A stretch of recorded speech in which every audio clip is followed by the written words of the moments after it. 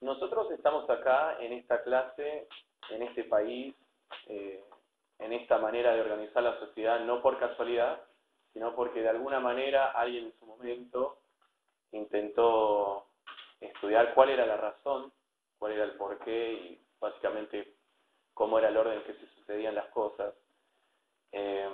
Algunos de estos textos que desarrollaron estas cuestiones ustedes ya los conocen, al menos están familiarizados con el Leviatán, el contrato social, los textos de Hobbes y demás.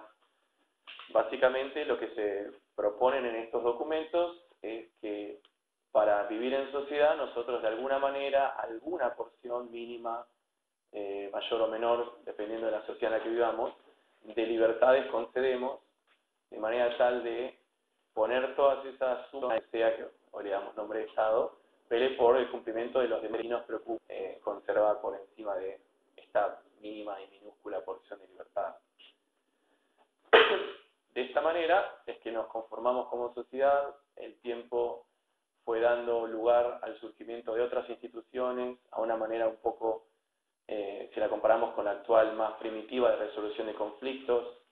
Si ustedes vieron la película, por ejemplo, El Mercader de Venecia, un poco lo comentábamos el otro día, no sé si fue en esta clase o en otra, quizás la manera de resolver las deudas era de otra que hoy consideramos barbárica. Nunca a nadie acá se le ocurriría en nuestra sociedad actual cobrarse de la carne del deudor y sin embargo en un momento era lo más normal del mundo. Vemos que mucho ha pasado desde esos tiempos y algo se ha evolucionado. Sin embargo, nuestra forma actual de resolución de conflictos, este proceso ordinario que ustedes conocen con ese nombre, el juicio, también tiene sus puntos fuertes y sus puntos débiles. En mi visión, quizás una de las principales problemáticas que representa esto es justamente la demora. Muchas veces lo mencionó el doctor Almeida, la justicia, más allá de los problemas metafísicos del término de justicia, y qué es lo que cada uno entiende por justicia, cómo llegamos a justicia. El problema que esta tiene hoy por hoy es si es oportuna o no oportuna, si la que conseguimos después de mucho tiempo sirve de algo, cómo hacemos, y este quizás es el pie para la clase de hoy, cómo hacemos para procurar el aseguramiento, ¿qué tal?, de los derechos que en una demanda se discuten y sin embargo el paso del tiempo culminaría por tornar ineficaces. En ese contexto es que se da el surgimiento de la clase de hoy, que son justamente las medidas cautelares, ¿no? Las medidas cautelares no tienen demasiado desarrollo a nivel artículos en el código, empiezan en el 195, la última vez que me fijé, no creo que haya cambiado el orden. Como todo en el código procesal, empieza desarrollando cuestiones que son genéricas. Sería muy raro que se pusiera a desarrollar cuestiones que no son propiamente de forma, y no es la excepción en este caso. Hay cuestiones que son, por supuesto, genéricas, y de alguna manera objetivas, y otras que son ya de carácter subjetivo, que no van a estar nunca enumeradas en estos artículos, ¿sí? Independientemente del texto que ustedes estén consultando, hay algunas ideas que van a estar repetidas, quizás lo que tengan en común los distintos manuales y demás sean estos puntos. La idea de que la medida cautelar nunca va a ser un proceso originario, si siempre está sujeto a la viabilidad de otro reclamo, a procurar otra cuestión en otro proceso que sí es importante y principal, que es quizás la terminología más propia de nuestra materia, y siempre van a ser accesorias, ¿sí? Entonces, por definición, podría decirse que tenemos un proceso, no es un procedimiento. La diferencia entre proceso y procedimiento, básicamente, como para dejarles una idea, consiste en la bilateralidad de las cuestiones y cómo se resuelven las ocurrencias que se dan dentro del marco de este proceso / procedimiento. El derecho a ser oído y la igualdad de armas siempre están dentro de un proceso, y distinto es el procedimiento, que a veces carece de estos elementos, pero pensémoslo como un proceso mediante el cual, y este es el fin que persiguen las medidas cautelares, se intenta impedir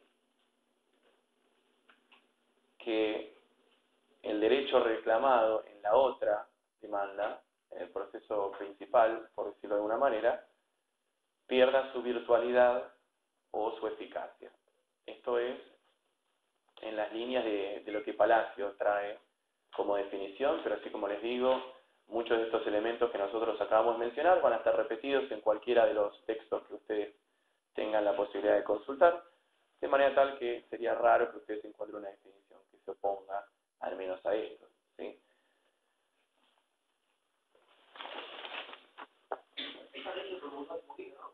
Sí, bastante poquito, y de hecho en el marco de discusiones parlamentarias controvertidas entre gallos y medianoches, y también bajo denuncias de irregularidades y demás.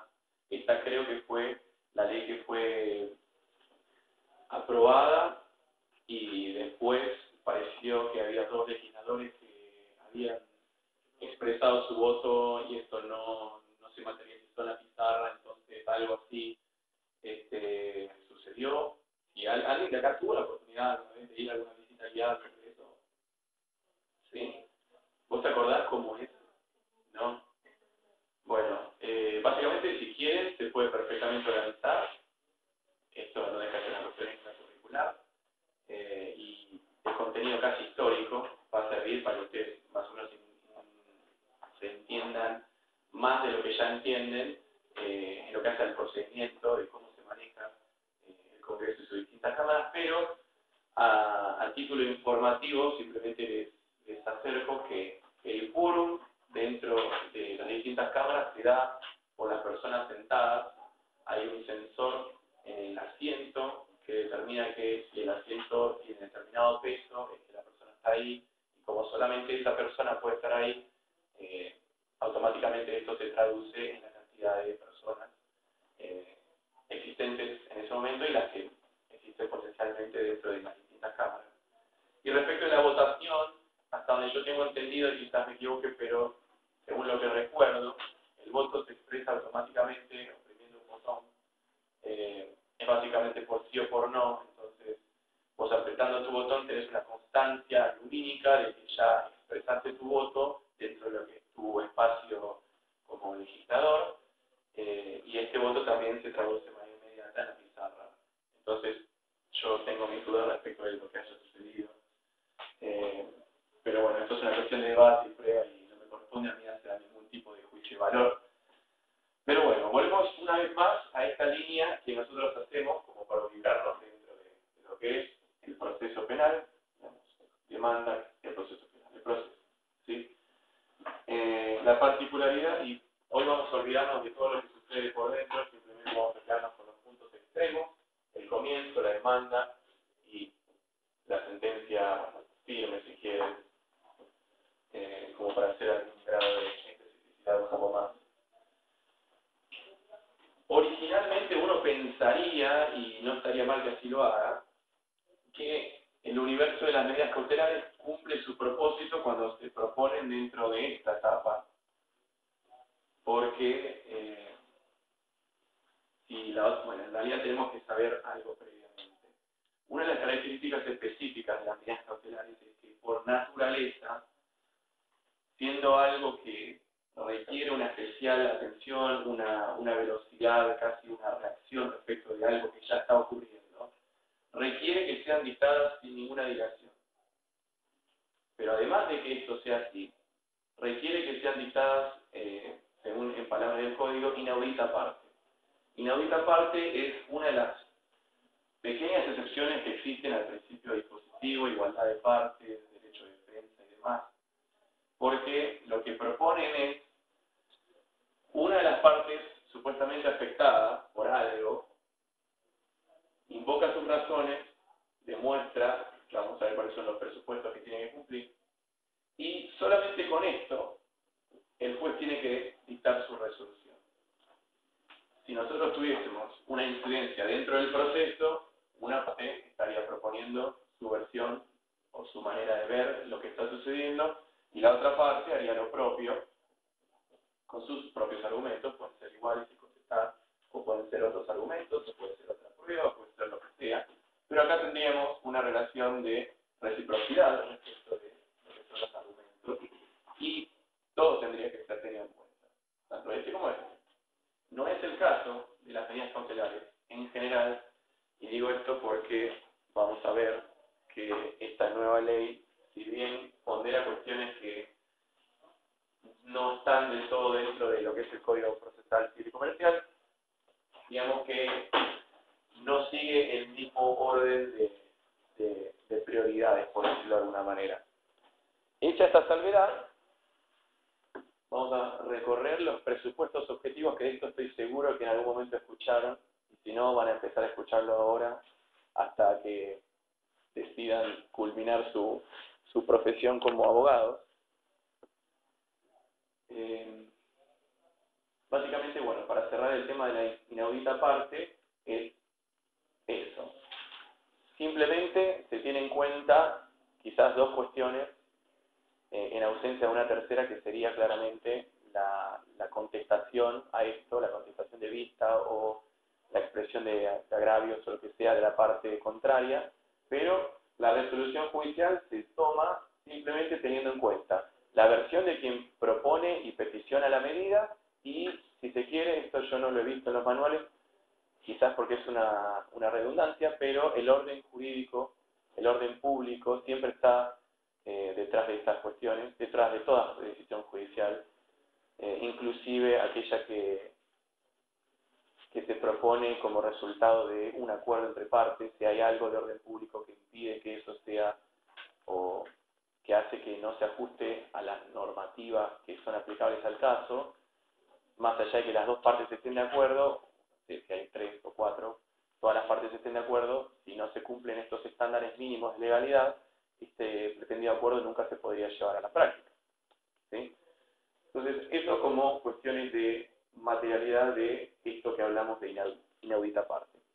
Respecto de los presupuestos, que como ustedes ya sabrán, la idea de presupuestos son aquellas condiciones que necesariamente se tienen que dar, sin las cuales no puede llevarse a cabo, llamémosle, acto que se pretende.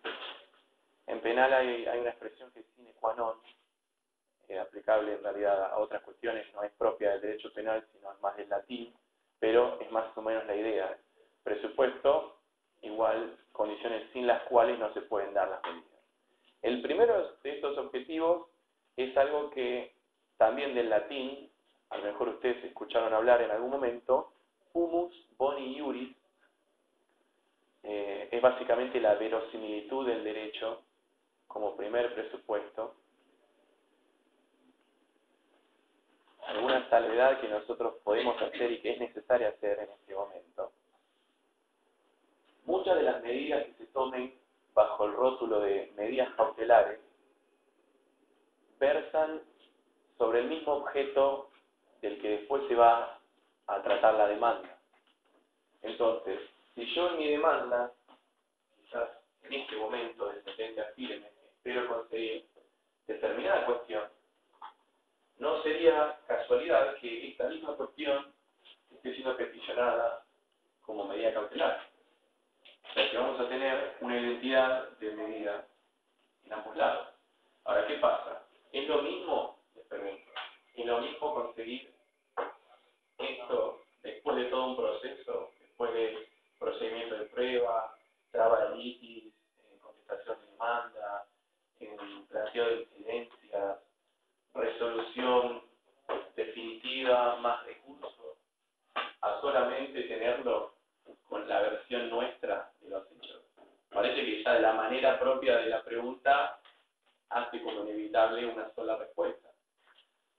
Por eso es que nosotros tenemos que ser tan delicados a la hora de analizar los presupuestos objetivos, porque de todo esto se va a desprender un adelantamiento de actividad jurisdiccional, porque nos estamos salteando todo esto. Muchas veces ustedes pueden ver, no tanto en manuales, porque es algo que es más actual, algo que sea un manual bastante moderno, la discusión entre medidas cautelares y medidas autosatisfactivas. No es lo mismo porque la medida cautelar, bueno, justamente atiende a una preocupación puntual. Hay algo que hace que si nosotros esperamos que pase el tiempo, que normalmente demoraría un proceso, cuando lleguemos allá no vamos a tener nada. No vamos a haber podido proteger nuestro derecho ni reclamar, porque la situación jurídica y el estado de las cosas va a ser tan irreversible que, por supuesto, haber esperado el tiempo no va a ineficaz nuestro reclamo. Y sin embargo, las medidas autosatisfactivas tienen justamente esta misma cualidad de identidad en el objeto, pero la resolución casi en los mismos términos de la sentencia firme. Entonces, no es motivo de esta clase, pero lo tiro como para que sepan que pueden llegar a encontrarse con esto. Reparen en eso porque no es una distinción menor. Respecto de la expresión de latín, yo he escuchado varias versiones a esto, no es más casi una especie de chimento o una leyenda urbana de cómo antes se hacían las cosas, y si para demostrar la verdad de algunas cuestiones era más que nada una especie de ritual, para nada relacionado con lo jurídico, y sin embargo se hacía de esa manera como si fuese algo que no podía evitarse. No sé, para demostrar si vos decías la verdad o no, si tenías que quemar determinados objetos, y en la forma que saliera el humo, si salía como columna o si salía así, indicaba una cosa, si era oscuro, si era blanco, indicaba otra cosa.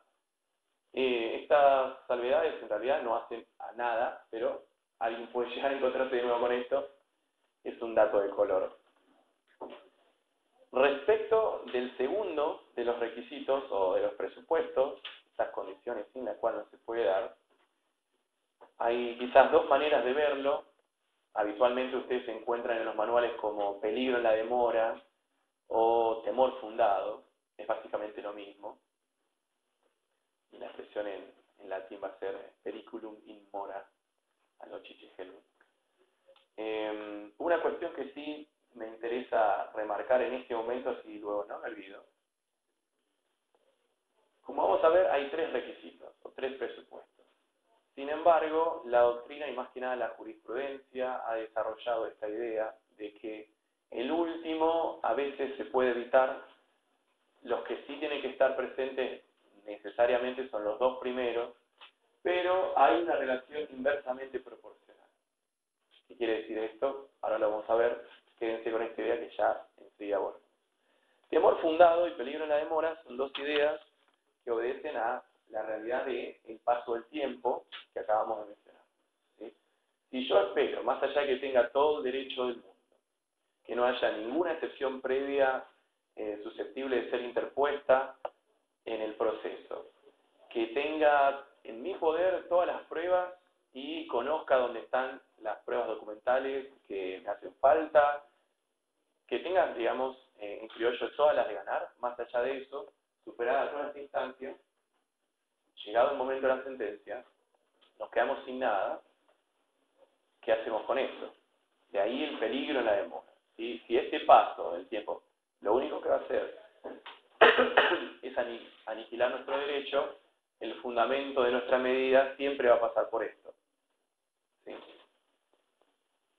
Y en realidad no siempre, pero gran parte del tiempo tiene que ver con cuestiones de esta naturaleza. ¿Sí? Puede darse de otra. Es difícil que en un pedido de medida como esta no esté contemplado el tiempo, justamente porque es uno de los requisitos. De alguna manera tiene que estar, pues si no está el presupuesto del peligro en la demora, no vas a estar cumpliendo con los requisitos y vas a estar que nunca se te va a dar la medida. Entonces, a ver, verosimilitud, peligro en la demora y contrarreloj. Cuando yo recién me refería a una relación inversamente proporcional, a lo que me refiero es esto. Como sabemos que estos son los dos requisitos que sí o sí tienen que estar siempre, podrá darse el caso, dentro de este universo interminable de casos que pueden darse, si nosotros tengamos mayor apariencia de derecho y no tanto problema con la demora. O puede darse al revés.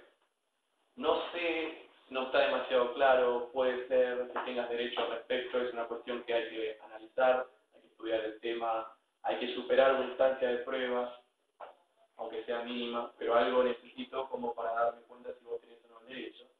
Pero sí hay un gran peligro en la demora mientras hacemos todo esto. Entonces, la relación inversamente proporcional significa que si nosotros tenemos mucho de este, puede que no necesitemos tanto de este. Y al inverso también. ¿Sí? Tenemos demasiado de uno, no es exigible el mismo grado o la misma entidad del otro de los presupuestos. ¿Sí? Esto como para una especie de intento de flexibilizar los estándares de manera tal que la idea de medida cautelar cumpla el fin que tiene propuesto, que es justamente tutelar de manera anticipada algo que, llegado el momento, no podría practicarse.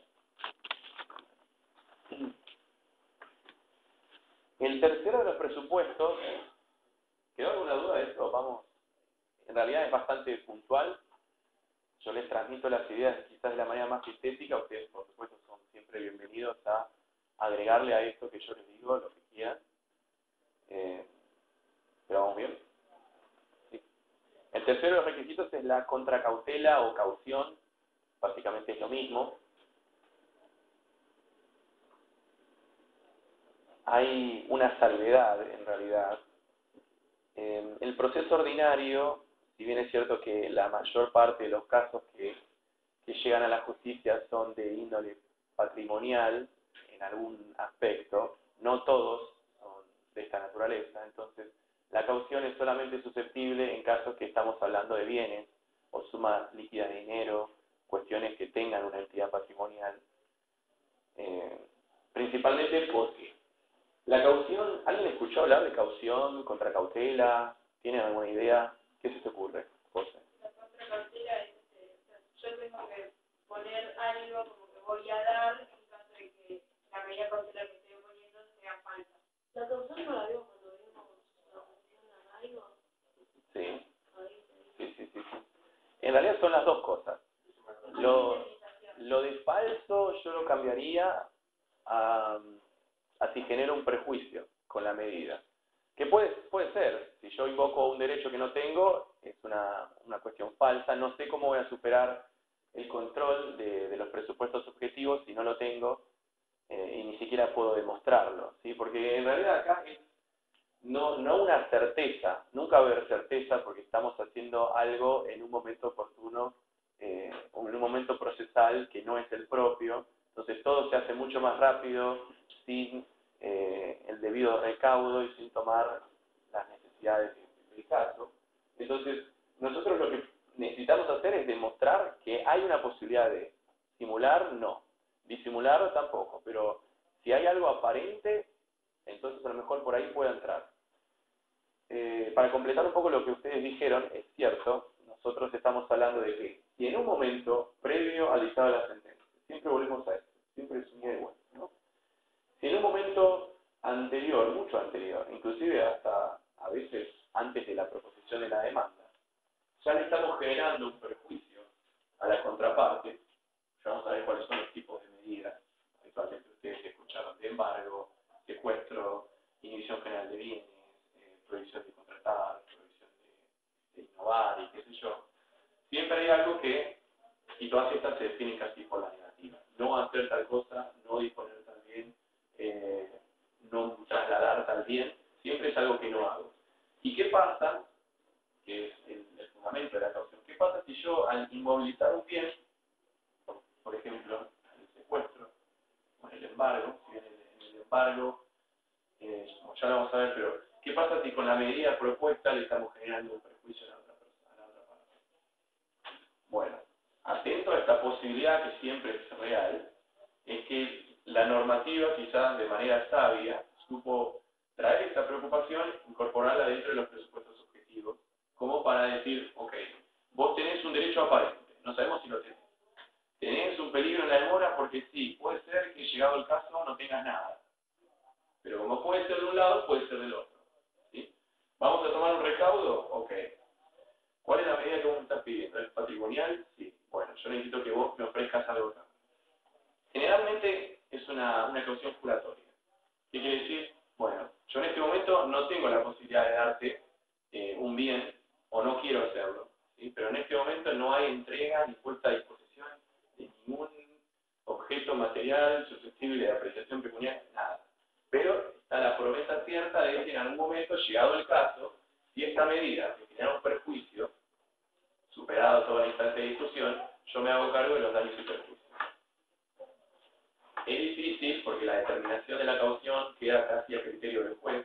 Tiene algo que ver con la entidad del monto a reclamar, por supuesto, pero imaginemos en un momento de que una persona normal, nadie de situación de calle, ni por debajo de la línea de pobreza, una persona normal, digamos de clase media, si bien es cierto que es difícil definir esto, pero quédense con una persona que tiene recursos como para sobrevivir y superar sus necesidades básicas y algo más, pero no tiene lo suficiente como para hacer frente a daños y perjuicios de, si reclama $1.000.000, tasa de justicia 3%, no sé, vamos a ver, más daños y perjuicios, más honorarios, más todo eso, simplemente para que se den o no la medida cautelar, haría difícil el acceso a la justicia. ¿Sí? Entonces, tradicionalmente se acepta que la caución más, digamos, más acostumbrada dentro del objeto del proceso sea la juratoria. Que no quita que, según las circunstancias del caso, sea real o personal. Real sí consiste en la entrega de un bien, y bueno, personal, ustedes a lo mejor escucharon hablar de un garante, un fiador. Bueno, es una persona que está en una mejor posición económica que uno, que en el caso de que vos no cumplas, yo me hago cargo. ¿Sí? Pero esa persona siempre va a tener una obligación subsidiaria. Nosotros en algún momento creo que se mencionó, no es que vamos directo a él, sino primero tratamos de cobrarnos de la persona que propuso, y si no, vamos con él. Y si es parcial el cobro de nuestro crédito, solamente vamos contra el fiador por el remanente. Independientemente que él después tenga de margen alguna acción de repetición, que puede darse el caso, yo no lo he visto, pero bueno, puede ser. ¿Vamos bien? ¿Sí? A ver. Respecto a la prueba, ya lo acabamos de aclarar, como esto es un adelantamiento de todo, nosotros necesitamos que haya algún elemento sobre el cual apoyar nuestra decisión, pero nunca vamos a exigirle el grado de certeza, probabilidad o posibilidad que sí son exigibles en otro momento que en la sentencia, pero algo de demostración, al menos aparente, tiene que haber. Acá es clave y determinante la manera en que se motiva y se funda el escrito. ¿Sí? Porque a veces vos podés tener los elementos sobre los cuales apoyarte, y sin embargo, si no alcanzás a demostrar o a convencer al juez de que así es, tenés el problema de no cumplir con la parte probatoria, y por supuesto se te cae todo lo pretendido.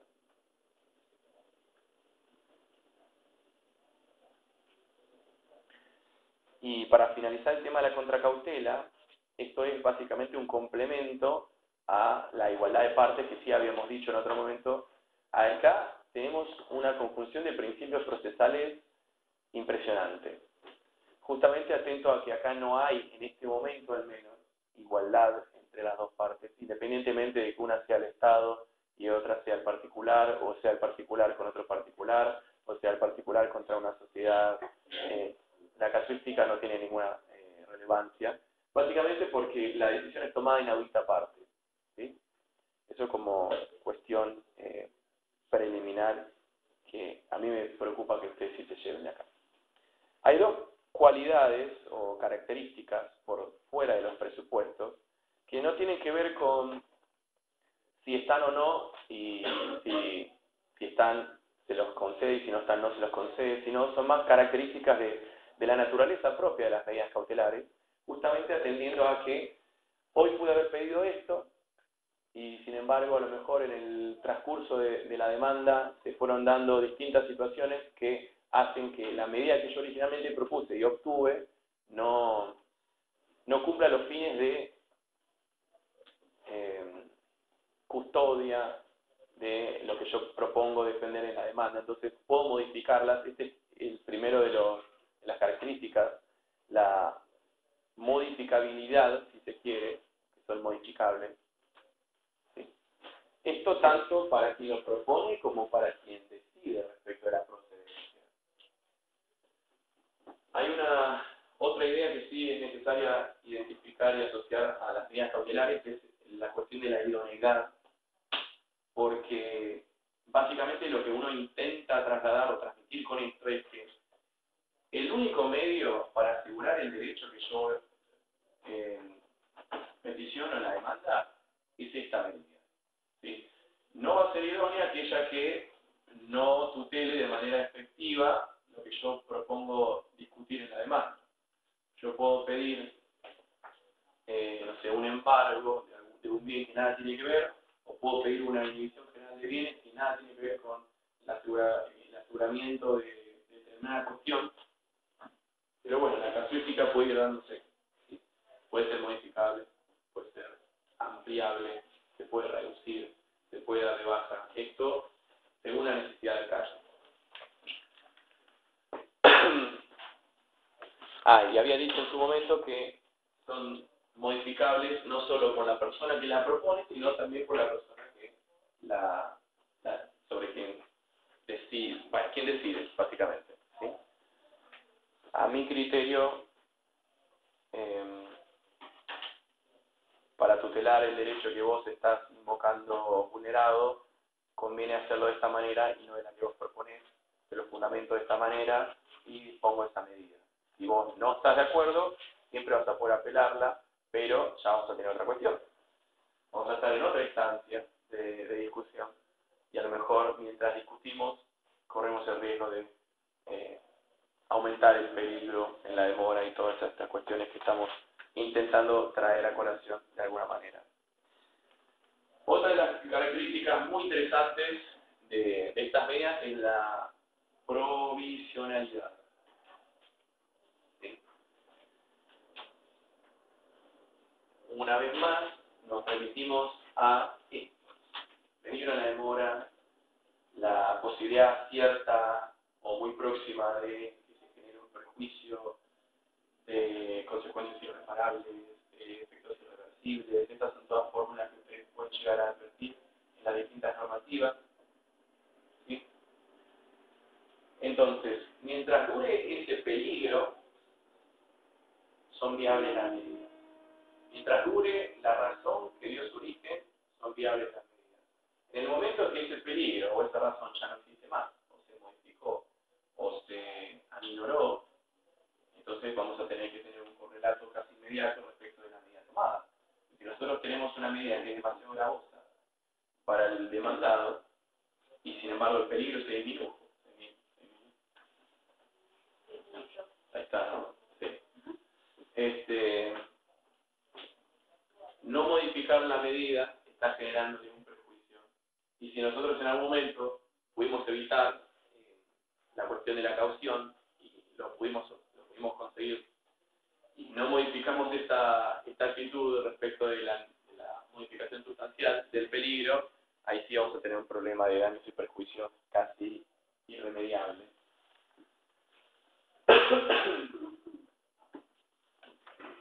Pero bueno.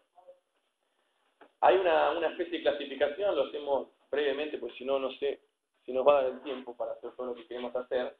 De nuevo, las clasificaciones no dejan de ser una manera de ordenar las cuestiones para el estudio de un tema particular, así que la clasificación que hace Palazzi puede ser distinta de la que hace Arasi, puede ser distinta de la que hace Díaz Olimine. Esto, si quieren, lo pueden anotar, si no, básicamente se pueden remitir a cualquier manual y tomarlo de ahí.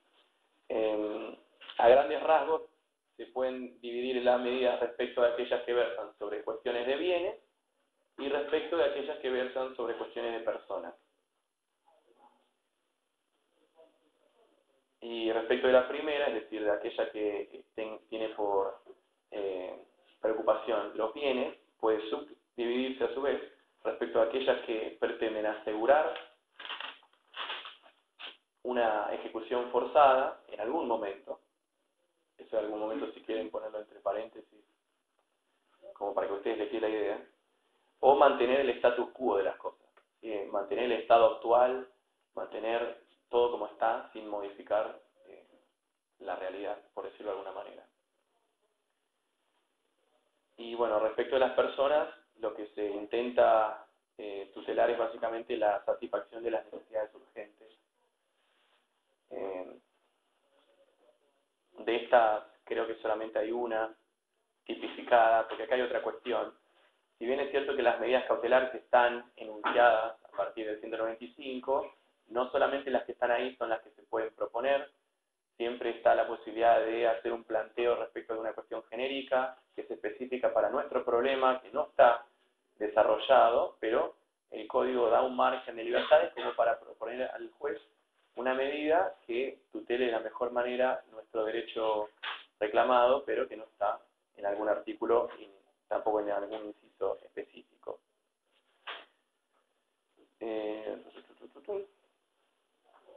Respecto de la impugnabilidad, esto es clave porque quizás hoy por hoy la actividad que más se lleva adelante en los tribunales es la de recurrir esta acción impugnativa, acudir a un tribunal superior o instancia superior jerárquica para revisar la cuestión.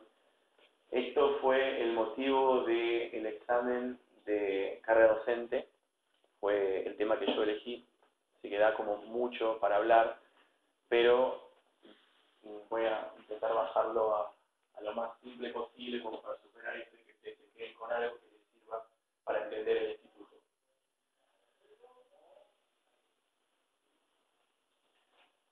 Hoy, inclusive, en la lista de los artículos que les pasé, volvimos a la parte de resoluciones judiciales.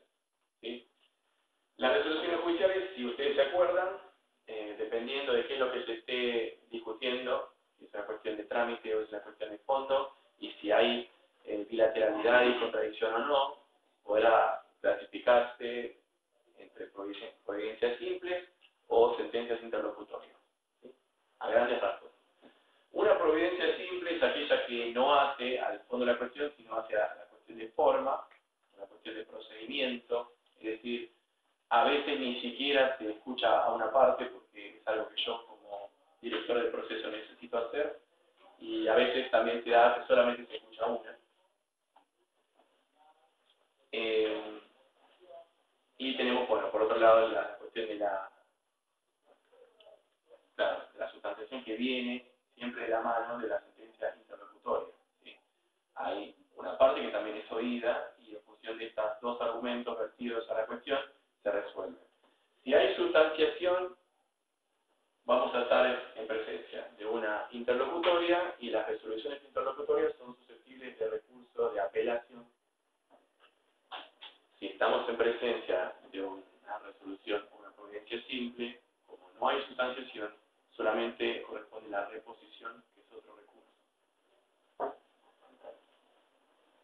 Otra parte, puede decir que por falta de sustanciación, es que en realidad eso es que tratar de apelarla por falta de sustanciación. vos lo que puedes hacer, no porque estás yendo en contra del propósito. Acá hay dos cuestiones que ahora vamos a ver respecto de la oportunidad del planteamiento, que sí tiene mucho que ver con lo que vos decís, porque todavía estamos en un momento, en un caso en que la medida cautelar se propone quizás antes del planteo de la demanda. Por ahora estamos en este caso.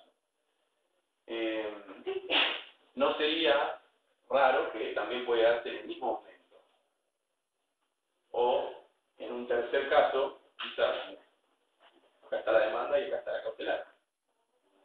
Nosotros podemos proponer la demanda porque la medida cautelar en cualquier momento. Y en el momento que se presenta el peligro, podemos hacerlo. Antes de que se presente, podemos hacerlo. Después de que se presente, también. Esto es una potestad exclusiva de las partes del proceso. No necesariamente es una atribución que le corresponde solamente a la parte actora. Tengamos en cuenta que esto es un proceso dispositivo.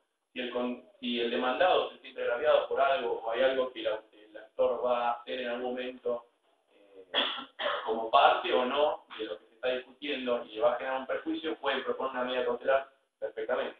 ¿Sí? Entonces tenemos esta casuística y la casuística de la proposición respecto de quién es el que pretende la medida y quién no. Pero el tema del recurso no es una cuestión menor, para no olvidarme, porque, a ver, providencia simple, reposición. ¿Sí? Sentencia interlocutoria, apelación. En el recurso de reposición, el que revisa la cuestión es el mismo que dictó esta misma cuestión. Dentro del mismo proceso no hay revisión del expediente a ningún lado, así que la demora es casi inexistente. Es un plazo menor y demás. Y bueno, de este lado, solamente como hubo la proposición de una parte, el recurso de reposición no da margen a los pareceres de la otra parte. Porque claro, si yo no puedo decir nada al respecto, ¿qué es lo que voy a querer decir? Encima, menos me interesa porque la medida no fue concedida. ¿Sí? Pero en este caso, respecto a las sentencias interlocutorias, donde sí hubo sustanciación, el recurso tiene que ser revisado en la instancia superior jerárquica, que es el Tribunal de Apelaciones. ¿Sí? Y acá, bueno, tenemos 3 personas que ahí sí le dan el margen a la contraparte de vertir sus pareceres. Inclusive, otra de las casuísticas que se puede dar es que se concede la medida, digamos que se quita la medida, en determinados términos. ¿Sí? Yo como demandado pienso, ya cuando tomo conocimiento del momento que se está materializando la medida, puede ser cuando llega el oficial notificador a mi casa y me dice, bueno, a partir de ahora, de hecho, me estoy llevando esto, me llevo esto, me llevo esto. En ese momento puedo, no es que puedo, me doy por notificado y si me genera un prejuicio puedo proponer la modificación, como habíamos hablado en algún momento, de la medida y pedir eso.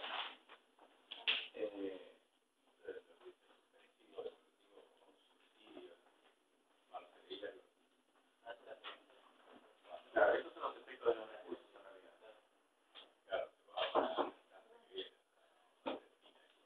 Ya lo vamos a ver en realidad.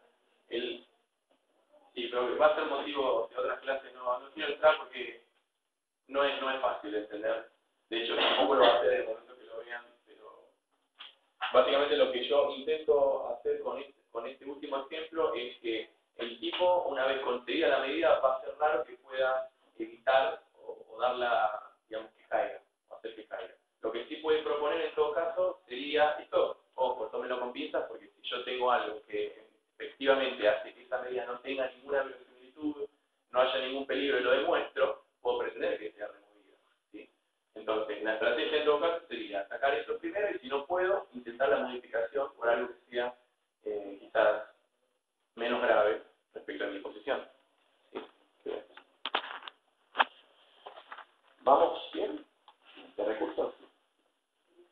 Así que bueno, quédense con, dependiendo de la naturaleza de lo que se esté discutiendo, será susceptible de reposición o porque esto no es una salvedad menor, porque a veces, inclusive hasta el día de hoy, se viene discutiendo esto, porque la sustanciación, si se quiere, es la expresión de motivos que el juez hace respecto de la decisión que toma.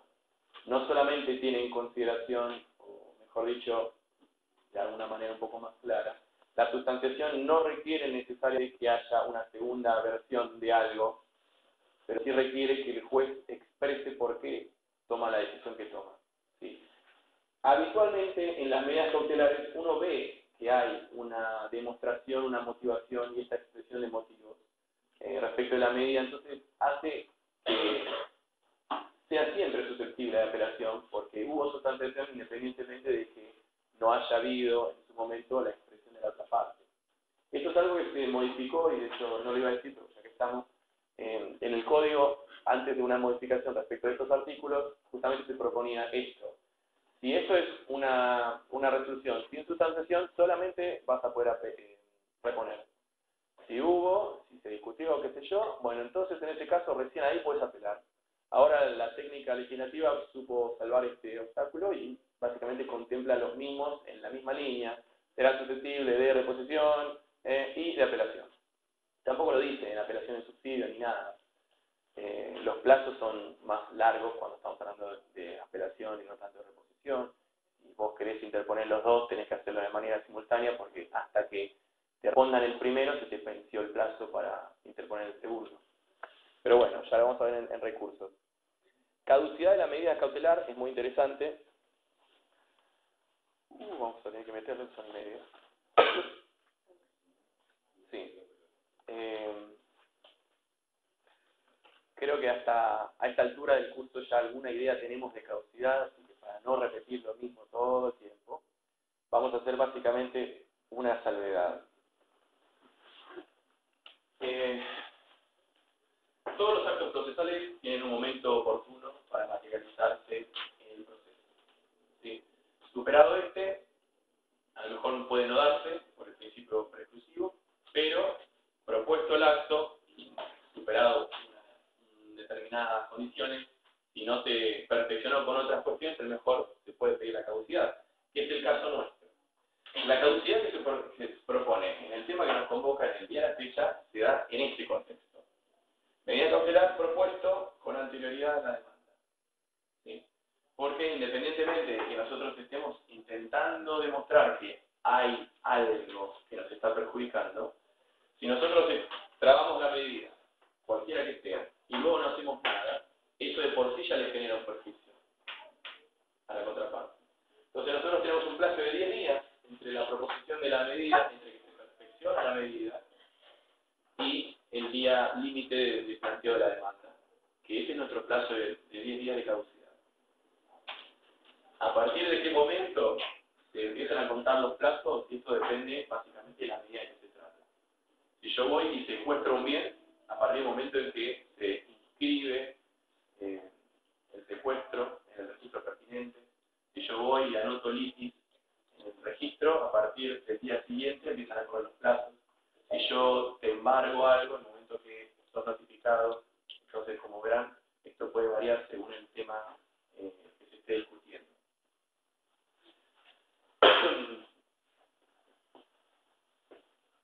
Y las consecuencias de que opere la caducidad, esto sí es muy interesante porque en un momento para otorgar la medida, nosotros habíamos flexibilizado este requisito de la contracautela. Sabemos que no siempre es necesario, pero en los casos que sea necesario podemos tapar, inclusive con el beneficio de litigar sin gastos, que lo habíamos dicho en un momento. Pero concedido todo esto, aún cuando yo te haya dicho, bueno, en estos casos vos podés litigar o podés intentar tu planteo jurídico y no te voy a exigir esto en este momento. Si vos haces todo esto y luego no propones la demanda, no hay tutía. Después sí vas a ser responsable, daños y perjuicios, costas, y además no vas a poder proponer la misma demanda en los mismos términos. No la misma demanda, la misma medida cautelar en los mismos términos, digamos, a través de la modalidad de inaudita parte. ¿Sí? Como ya le generamos un perjuicio con esta medida, ahora vamos a ver qué dice al respecto. Si le gusta o no le gusta, nunca le va a gustar, por supuesto.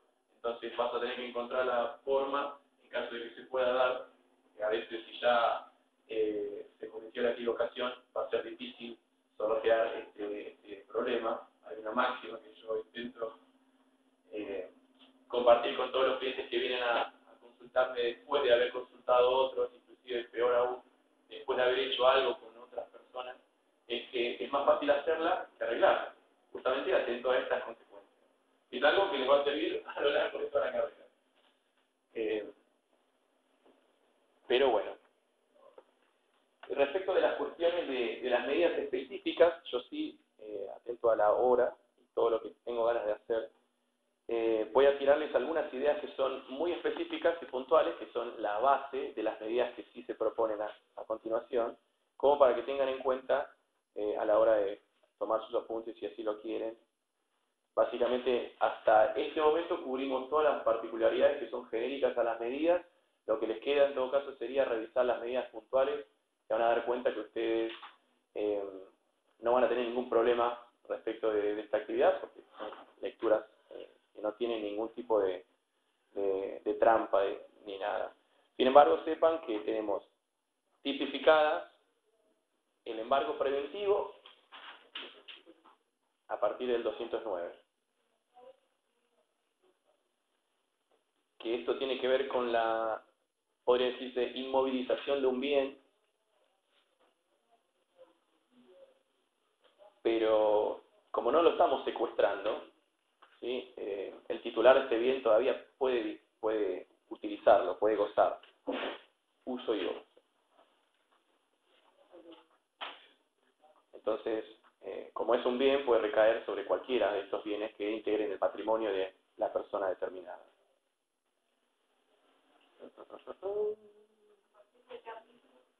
209, perdón. Respecto del secuestro, parecido a este embargo, pero acá sí nos hacemos del bien, es decir, desapoderamos a la persona. Puede ser de un bien o de un documento, esto es interesante.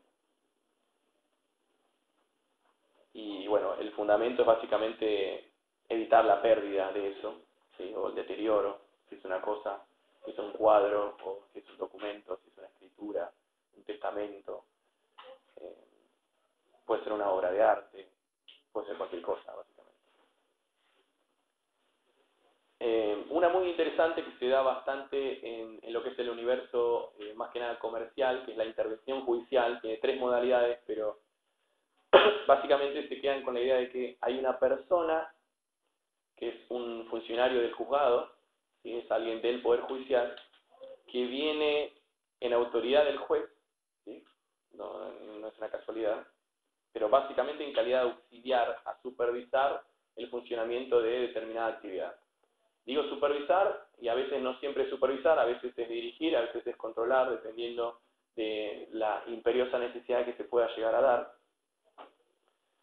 Siempre dentro del marco de una actividad económica. Este puede ser el caso del síndico, perfectamente la figura que uno podría identificar, si bien el síndico es una figura que está específicamente contemplada dentro de lo que es, claro, concursos y quiebras. Ya van a tener mucho tiempo para sufrir eso, así que por ahora no vamos a hacer demasiada salvedad al respecto. Tenemos una que esta generalmente no es demasiado conocida, que es la inhibición general de bienes y anotación de litis. Parece que son 2 distintas, pero en realidad son 2. Parece que son una por la manera de proposición, pero en realidad son 2. La idea es, respecto a la primera, la inhibición general es impedir cualquier acto de disposición. ¿Cómo? Claro, no puede vender nada. Nada, todo lo que esté a su nombre no puede disponer, no puede vender. Claro, en el registro pertinente. Sí.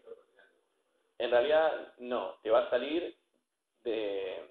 Claro, porque hay distintos, dependiendo del registro tenés distintos formularios. La inhibición es una idea genérica, después específicamente te dice inhibido en función de qué, te va a figurar también la orden de qué juzgado, qué sé yo, como para que si vos tenés algún tipo de crédito respecto de este bien, puedas remitirte a la fuente de origen de la resolución y bueno, si tenés interés o tenés legitimación, a lo mejor puedes incorporarte al proceso y después reclamar. Distinto es el caso de la anotación de litis. Pues la anotación de litis no impide que uno disponga. Lo que sí hace es acarrear otras consecuencias jurídicas.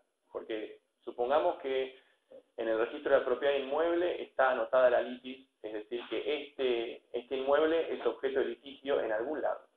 Alguien en alguna parte está discutiendo sobre, puede ser el inmueble mismo, o puede ser una suma de dinero que tiene como garantía esto, ¿sí?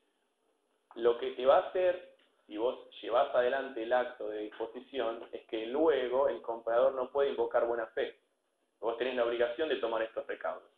Inclusive sería muy raro porque a la hora de escriturar te van a pedir los informes y ningún escribano lo va a hacer, pero aún si lo hiciera, basta con la presentación del simple formulario de informe del registro que dice que esto estaba inhibido,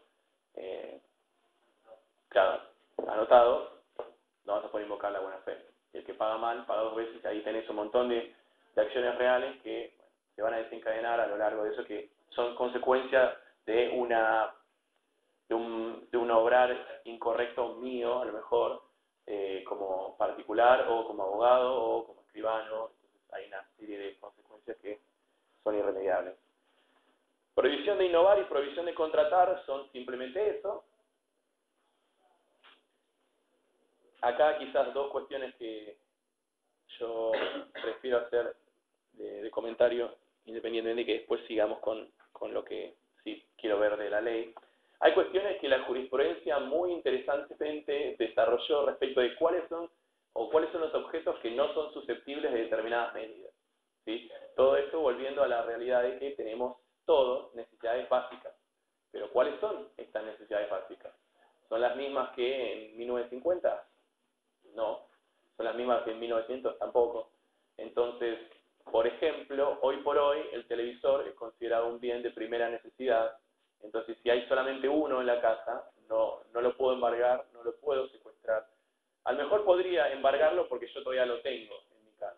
Nunca me lo podría llevar. Tampoco la heladera. No puedo secuestrar el vehículo de alguien que trabaja con eso, un taxi, un remis, un camión, un colectivo, no podría ser. ¿Cómo? Claro, porque el perjuicio, si todo esto tiene que ver con generar el menor perjuicio posible a la persona, más allá de que tenga yo un derecho a reclamarle por algo, si yo no le permito hacerse los recursos para seguir viviendo, menos todavía va a tener para hacer frente a la obligación que en todo caso puede surgir con el dictado de la sentencia. Pero bueno, siempre está esta idea de la medida que sea menos gravosa respecto de la persona que la tiene que sufrir. Más todavía atento a que el tipo ni siquiera puede expresar su opinión al respecto. Lo único que puede ser peticionar con posterioridad. Y respecto de las medidas genéricas, que un poco ya lo habíamos tratado, da la posibilidad de que se confeccione algo acorde a la necesidad puntual que nosotros tenemos. Hay una última que sí, a lo mejor tendría que estar antes de la genérica, porque bueno, es específica, que es la de protección de personas. Esto un poco se relaciona con lo que nosotros habíamos dicho en su momento respecto del cuadrito. ¿Se acuerdan que el Ministerio Público está presente en todos los actos en los que esté involucrado, por ejemplo, los menores? El Ministerio Público Tutelar siempre va a estar involucrado. Básicamente obedece a esta realidad. Si hay una persona menor de 18 años que está discutiendo algunas cuestiones, bueno, podemos encargarle la guarda de esta persona a determinada otra persona dentro del contexto de esta discusión. Esto se da bastante cuando hay conflicto entre el menor y sus representantes legales, sean los padres, sean tutor, sean los padres post-adopción o lo que sea. ¿Sí?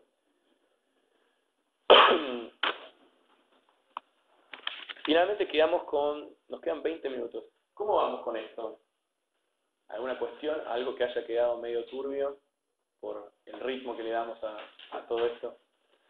Yo lo que sí los invito a detenerse en esto un poquito en algún momento, ya con la tranquilidad de sus rutinas, o el fin de semana, o cuando se dé. Si es algo relacionado con una clase mía, mejor, pero si no, tampoco genera un problema. A mí me encanta contestar las preguntas. Lo que siento es que, superada la primera instancia, recibí muchísimos correos de nada. Básicamente lo que recibí fue, che, te fijas las faltas, o no pude ir al recuperatorio, puedo rendir en otro momento. Solamente estas cuestiones. Y a mí me preocupa, más que nada, atento a lo que les dije al comienzo, respecto de la cantidad de temas que viene. Por eso yo no tengo problema en contestar los mails, ¿sí? Pero tiene que ser recíproco. Si ustedes sienten la necesidad, si no lo sienten, no hay ningún drama. Pero en caso de que quede algo medio ahí en el tintero, es bienvenido cualquier inquietud y demás. Ahora bien, superada toda esta instancia, a mí me encantaría poder charlar un poquito respecto de esta ley de cautelares contra el Estado. Dicho sea de paso, ya les avisé que está en la fotocopiadora, yo lo dejé. Van a tener al margen anotaciones mías que hice en el momento que la leí. Las objeciones que yo desarrollo acá son para nada de carácter político. La facultad, si bien es cierto que ha expresado una voluntad o una posición respecto de la reforma es quizás algo muy amplio, y a los efectos de nuestra clase es difícil de determinar cuáles son las cuestiones que